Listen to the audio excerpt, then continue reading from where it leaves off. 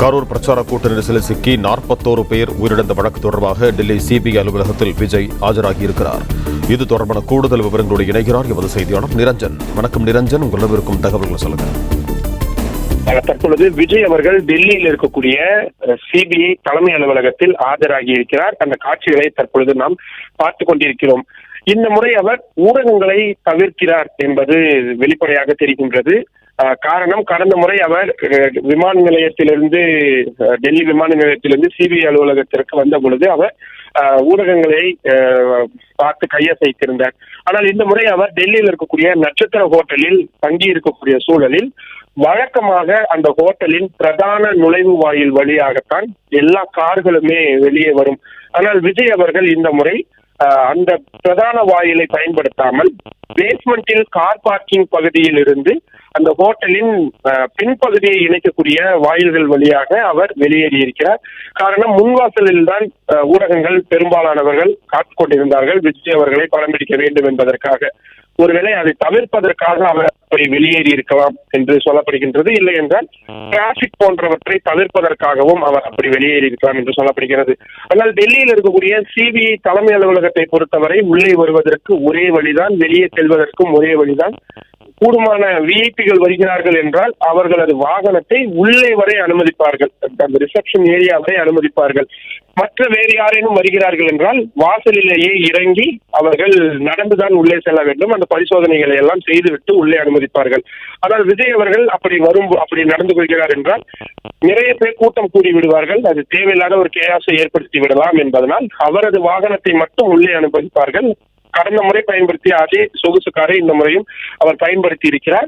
அந்த விண்ட்ஷீல்டு என்று சொல்லப்படக்கூடிய அந்த கருப்பு பட்டைகளை காரின் அவர் அமர்ந்திருக்கக்கூடிய பகுதியின் 2 பக்கங்களிலும் அவர் பொருத்தி இருக்கிறார்.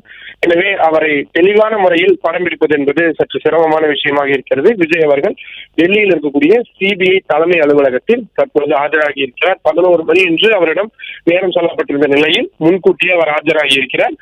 தேவைப்பட்டால் 10:30 மணிக்கே கூட விசாரணையை தொடங்கி விடுவார்கள். இன்று மாலை வரை விசாரணை போவதற்கான வாய்ப்பு மிக மிக அதிகமாக இருக்கிறது. ஜனவரி 12ஆம் தேதி விசாரணைக்கு ஆஜராகியது போது அவரிடம் 7 மணி நேரத்திற்கு மேலான விசாரணை என்பது நடத்தப்பட்டிருந்தது. குறிப்பாக கடைசி 2 மணி நேரம் அவரை அமைதியாக உட்கார வைத்து சிபிஐ அதிகாரிகள் அவரை முழுமையாக அப்சர்வ் என்பது செய்திருந்தார்கள். அவரை உன்னிப்பாக அவரை கவனிக்கக்கூடிய வேலைகளை மட்டும்தான் செய்திருந்தார்கள்.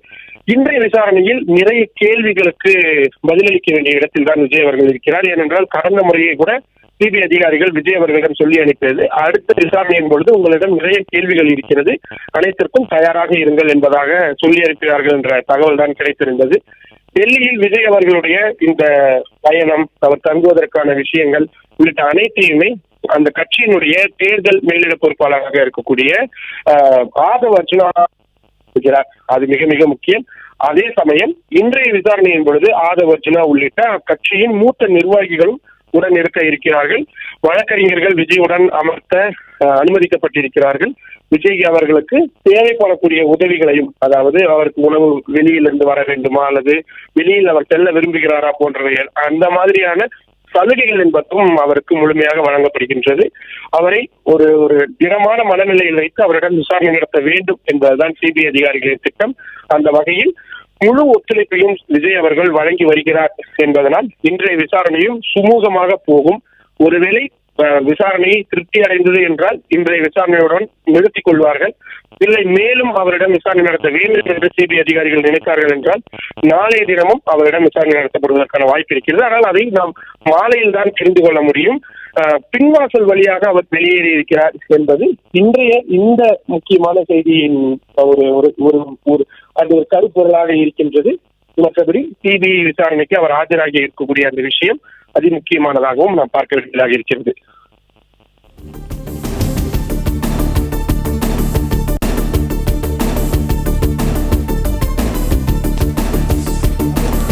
கரூர் பிரச்சார கூட்டத்தில் நெரிசலில் சிக்கி 41 பேர் உயிரிழந்த வழக்கு தொடர்பாக டெல்லி சிபிஐ அலுவலகத்தில் விஜய் ஆஜராகியிருக்கிறார். இது தொடர்பான கூடுதல் விவரங்களோடு இணைகிறார் எமது செய்தியாளர் நிரஞ்சன். நிரஞ்சன், நீங்க தொடரலாம்.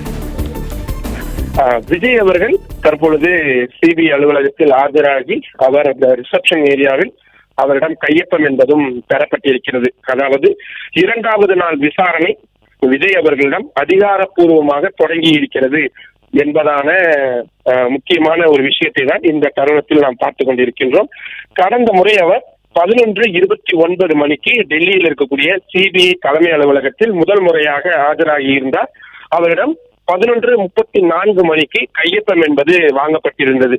அந்த நொடியிலிருந்து அவரிடம் விசாரணை என்பது தொடங்கி அடுத்தடுத்து 7 மணி நேர விசாரணையாக நீண்டிருந்தது.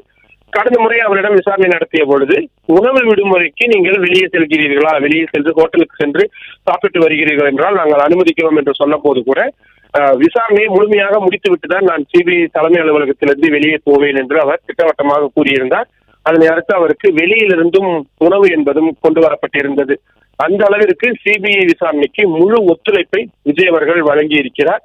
அதனால்தான் அவரிடம் கெடுபிடிகள் என்பது அதிகமாக இல்லாமல் அவர் அடுத்த முறை விசாரணைக்கு ஆஜராவதற்கான தேதியையும் விஜய் அவர்களை குறிப்பிட்டுக் கொள்ளலாம். 2வது நாள் விசாரணைக்கு நீங்கள் ஆஜராக விரும்புகிறீர்களா அல்லது வேறொரு நாளைக்கு ஒத்திவைக்கட்டுமா என்ற சலுகைகள் எல்லாம் கூட விஜய் அவர்களிடம் கொடுக்கப்பட்டிருந்தது. சிபிஐ அதிகாரிகளை பொறுத்தவரை முழு ஒத்துழைப்பு வழங்குகிறார்கள். ஒரு சம்மன் அனுப்பும் பொழுது அதை புறக்கணிக்காமல், நீதிமன்றத்திற்கு செல்லாமல், எவேடு செய்யாமல் அதை மதிக்கிறார்கள் என்றால் அதற்கான சலுகைகளை சிபிஐ அதிகாரிகள் எப்பொழுதுமே வழங்குவார்கள். வெறும் சிபிஐ அதிகாரிகள் மட்டுமல்லாமல் ஒரு விசாரணை அமைப்புகளாக இருந்தாலும் அவர்கள் அனுப்பக்கூடிய சம்மனுக்கு ஒருவர் மதிப்பளிக்கிறார் என்றால் அதற்கு ஏற்ற போல்தான் நடந்து கொள்வார்கள். அந்த வகையில் தான் கடந்த முறை நிறைய சலுகைகள் என்பது கொடுக்கப்பட்டிருந்தது. சரியாக கடந்த வருடம் 2025 டிசம்பர் இறுதியில் தாவேகா நிர்வாகிகளிடம் தொடர்ச்சியாக 3 நாட்கள் விசாரணை அடுத்தடுத்து, இன்னும் சொல்ல போனால் புத்தாண்டிற்கு முதல் நாள் கூட அவர்களிடம் 4 மணி நேர விசாரணை என்பது நடத்தப்பட்டிருந்தது.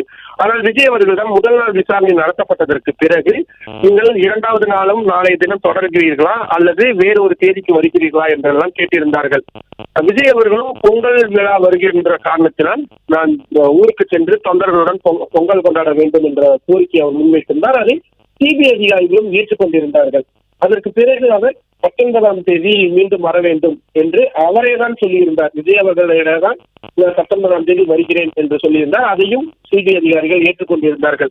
இன்றைய ஒரு நாள் விசாரணை என்பது நடைபெறும் என்றுதான் நாம் எதிர்பார்க்கிறோம். ஏனென்றால் கடந்த முறை சிபிஐ அதிகாரிகள் விஜய் அவர்களிடம் சொல்லி அனுப்பியது, உங்களிடம் நாங்கள் இன்னும் ஒரு நாள் விசாரணை என்பது நடத்த வேண்டியிருக்கிறது, கண்டிப்பாக அடுத்த விசாரணை வேண்டும், தேதியையும் நீங்களே சொல்லிக் கொள்ளுங்கள் என்றும் சொல்லியிருந்தார்கள்.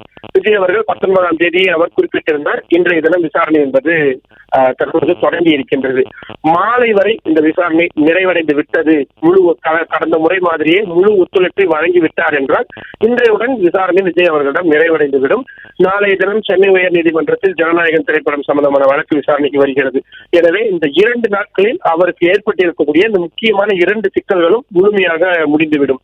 ஒருவேளை சிபிஐ அதிகாரிகளுக்கு திருப்தி ஏற்படவில்லை, விஜய் அவர்கள் கொடுத்திருக்கக்கூடிய பதில்கள் திருப்தி அளிக்கவில்லை, அவரிடம் இன்னும் விசாரணை நடத்த வேண்டி இருக்கிறது, இல்லை என்றால் இந்த ஒரு வாரத்தில் புதிதாக அவர்கள் ஏதேனும் கண்டுபிடித்திருக்கிறார்கள், குறிப்பாக விஜய் அவர்களுடைய அந்த பேருந்தில் இருக்கக்கூடிய அந்த டேஷ் கேமில் இருக்கக்கூடிய பதிவுகள், காட்சி பதிவுகள் என்பது மாற்றப்பட்டிருக்கிறது, அது எடிட் செய்யப்பட்டிருக்கிறது என்ற தகவல்கள் வெளியாகி இருக்கக்கூடிய சூழலில் அது குறித்து மிக முக்கியமான கேள்விகளை விஜய் தரப்பிடம் சிபிஐ அதிகாரிகள் முன்வைப்பார்கள் என்று எதிர்பார்க்கப்படுகின்றது.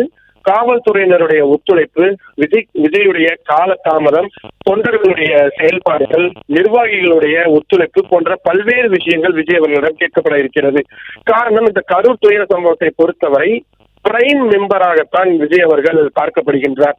அவரது பெயர் எஃப்ஐஆரில் கிடையாது, மற்ற எந்த ஒரு இடத்திலுமே கிடையாது. சிபிஐ விசாரணையிலும் கூட அவர் ஐ விட்னஸ் ஆகத்தான் பார்க்கப்படுகின்றார்.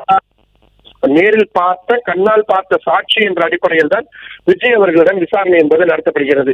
ஏனென்றால் அந்த கரூர் துயர சம்பவம் வேலுச்சாமிபுரத்தில் அந்த 41 பேர் உயிரிழந்த சம்பவம் நடந்த பொழுது அதை முழுமையாக கண்ணால் பார்த்தவர்கள் என்றால் வெகு சிலர் தான். அந்த வாகனத்தை ஓட்டி வந்த டிரைவர், ஆனால் அவர் கூட கீழிருந்து அவர் அந்த ஸ்டேரிங் இடத்திலிருந்து தான் பார்த்தார் என்பதால் ஒரு சில விஷயங்களை மட்டும் பார்த்திருக்கலாம். ஆனால் அதே நேரத்தில் அந்த பேருந்துடைய மேல் பகுதி டாப் ஏரியாவிலிருந்து பார்த்தவர்கள் விஜய் அவர்கள், ஆதவர்ஜுனா அவர்கள், விஜயுடைய தனி பாதுகாவலர்கள் 2-3 பேர். மற்றபடி வேறு யாரும் அவ்வளவு தெள்ள தெளிவாக அந்த சம்பவங்கள் அத்தனையும் முழுமையாக பார்த்திருக்க மாட்டார்கள். பாதுகாவலர்கள் கூட முழுமையாக விஜயை தான் கவனம் செலுத்தி இருப்பார்களே தவிர கூட்டத்தில் என்ன நடக்கிறது என்பதை அவர்கள் பார்த்திருக்க மாட்டார்கள். ஆனால் விஜய் அவர்கள் தான் முழுக்க முழுக்க அந்த சம்பவம் அத்தனையும் கண்ணால் நேரில் பார்த்தவர். வரக்கூடிய வழிகளில் காவல்துறையினர் போதுமான அளவில் இருந்தார்களா, அல்லது எங்கேனும் பிணக்குகள் இருந்ததா, பேருந்துகள் வருவதற்கு ஏதேனும் பிரச்சனை இருந்ததா போன்ற அத்தனை விஷயங்களும் விஜய் அவர்களுக்கு தான் முழுமையாக தெரிந்திருக்கும். எந்த நேரத்தில் எப்படி அந்த கரூர் துயர சம்பவத்திற்கான அந்த அடிப்படை பிரச்சனை என்பது தொடங்கியது, அந்த கேஆஸ் எந்த நொடியில் தொடங்கியது உள்ளிட்ட அனைத்து விஷயங்களுமே தெரியும். ஆதவ் அர்ஜுனா அவர்கள் விஜய் அவர்களது காதில் அந்த ஒரு குழந்தை காணாமல் போனது என்று சொன்னது அவருக்கு எப்படி புரிந்து கொள்ளப்பட்டது, அதற்கு அவர் உடனடியாக எப்படி ரியாக்ட் செய்தார், கீழே நிறைய பேர் அந்த கூட்ட நெரிசல் ஏற்படுகிறது என்பது கண்ணால் பார்த்ததற்கு பிறகு விஜய் அவர்கள் ஏன் அந்த உரையை தொடர்ச்சியாக நடத்தினார், எந்த இடத்தில் அந்த உரையை முடித்துக் கொள்ள வேண்டும் என்று அவர் முடிவெடுத்தார், அதற்கு பிறகு அவர் ஏன் அந்த இடத்தில் இல்லாமல் இம்மீடியட்டாக அங்கிருந்து கிளம்பினார், திருச்சி விமான நிலையத்திலிருந்து அவர் உடனடியாக சென்னை புறப்பட்டு செல்வதற்கான வாய்ப்பு காரணம் என்ன, ஆரம்ப கட்டத்தில் காவல்துறையினர் நடத்திய விசாரணையின் அவுட்கம் இவருக்கு திருப்திகரமாக இருந்ததா, தமிழக அரசு இது சம்பந்தமாக அமைக்கப்பட்ட தனிநபர் ஆணையத்திற்கு ஒத்துழைப்பு வழங்குவதற்கு தயாராக இருந்தார்களா, ஏன் நீதிமன்றத்தை உடனடியாக நாடினார்கள், சிபிஐ விசாரணைக்கு ஒத்துழைப்பு வழங்குவதில் தமிழக வெற்றி கழகம் எந்த அளவுக்கு உறுதியாக இருக்கிறது, இப்படி நூற்றுக்கணக்கான கேள்விகளை விஜய் அவர்களிடம் இன்றைய தினம் கேட்பதற்கான வாய்ப்புகள் என்பது மிக முக்கியமாக இருக்கிறது. குறிப்பாக விஜய் அவர்களுடைய அந்த பிரச்சார வாகனம் என்பதுதான் இன்றைய விசாரணையின் அதிமுக்கியமான ஒரு அம்சமாக இருக்கும். காரணம், வேலுச்சாமிபுரத்திற்கு இந்த சம்பவம் நடைபெறுவதற்கு முன்பாகவும் கூட விஜய் அவர்களுடைய அந்த பிரச்சார வாகனத்தில் அந்த கட்சியினுடைய தொண்டர்கள் இருசக்கர வாகனங்களில் சென்று சிலர் விபத்திற்கு உள்ளாகி இருக்கிறார்கள், அந்த வாகனத்தில் சிலர் ஏற முற்பட்டார்கள் போன்ற விஷயங்கள் எல்லாம் பார்க்கப்பட்டிருக்கிறது. விஜய் அவர்களுடைய அந்த வாகனத்தை சுற்றி அமைக்கப்பட்டிருக்கக்கூடிய அந்த ஹைபீம் லைட் அவரை ஹைலைட் செய்து காட்ட வேண்டும் என்பதற்காக பொருத்தப்பட்டிருந்த அந்த மின்சார விளக்குகள் ஒருவேளை பார்வையாளர்களை ஏதேனும் குழப்பத்தில் ஆழ்த்தியதா, விஜய் அவர்களுக்கு மேலிருந்து பார்க்கும் பொழுது அது சரியான ஒரு விசிபிலிட்டி தெரியாமல் போயிருக்கிறதா போன்ற நிறைய விஷயங்கள் இருக்கும். நாம் சொல்லக்கூடிய அத்தனையுமே டெக்னிக்கலாக இருக்கக்கூடிய விஷயம். வெறும் இது ஒரு அரசியல் ரீதியிலான ஒரு கான்ஸ்பிரசி தியரியாக மட்டும், ஒரு சதி திட்டம் என்ற ஒரு கோட்பாடுடன் மட்டும் பொருத்தி பார்க்காமல் டெக்னிக்கலாகவும் தொழில்நுட்ப ரீதியிலும் இது ஏன் ஏற்பட்டது, இதை எப்படி தவிர்த்திருக்கலாம் என்ற விஷயங்களும் மிக விரிவாக ஆராயப்பட உள்ளது. ஏனென்றால் இப்படி ஒரு அரசியல் கட்சி தலைவருடைய ஒரு பொதுக்கூட்டத்தில் இப்படியான உயிரிழப்புகள், இப்படியான ஒரு பெரும் துயர சம்பவம் ஏற்பட்டது, இதுதான் கடைசி முறையாக இருக்க வேண்டும் என்பதும் மிக முக்கியமானது. ஏனென்றால் நீதிமன்றங்கள் இப்படியான வழக்குகளை அணுகும் பொழுது எதிர்காலங்களில் இப்படியான துயர சம்பவங்கள் நடக்காமல் இருக்க என்னென்ன வழிகாட்டு நெறிமுறைகளை உருவாக்க வேண்டும் என்பதை விசாரணை அமைப்புகள் அந்த விசாரணையின் பொழுது கண்டுபிடிக்கக்கூடிய ஃபைண்டிங்ஸ் என்று சொல்வார்கள். புதிதாக அறிந்திருப்பார்கள், இந்த ஒரு குறிப்பிட்ட விஷயத்தை தவிர்த்திருந்தால் இது நடக்காமல் பார்த்திருக்கலாம் என்ற ஒரு அந்த ஃபைண்டிங் என்பதுதான் மிக மிக முக்கியம்.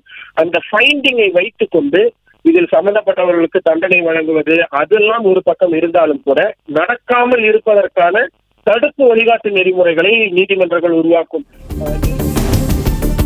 பிளே ஸ்டோர் மற்றும் ஆப் ஸ்டோரில் இருந்து பாலிமர் செயலியை QR கோடு மூலம் பதிவிறக்கம் செய்யுங்கள். செய்திகளை உடனுக்குடன் பெறுங்கள்.